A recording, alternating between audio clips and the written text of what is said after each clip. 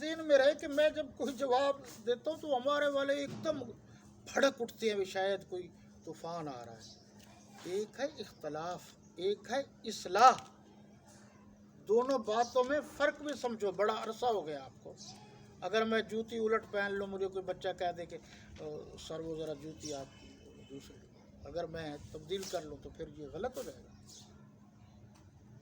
غلط جب ہوگا جب میں جوتی اٹھا کر سر پہ رکھ لوں، غلط جب ہوگا جب مرزا قادیانی کی طرح جیب میں گڑ بھی اور جناب والا بٹا بھی۔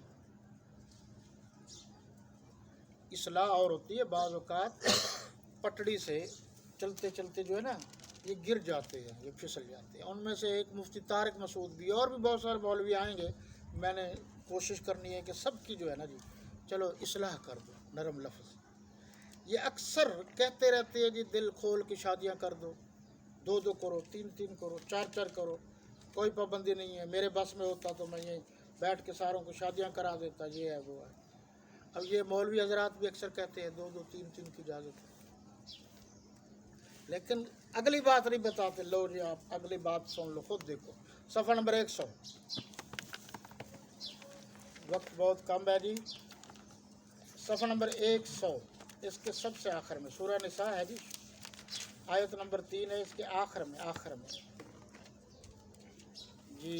فن کی ہو ما تابا لکم من النساء مثنی و ثلاث و رباع، کہ جو عورتیں تم کو پسند ہوں وہ 2 یا 3 یا 4 ان سے نکاح کر لو، لکھا ہوا ہے نا، ٹھیک ہے۔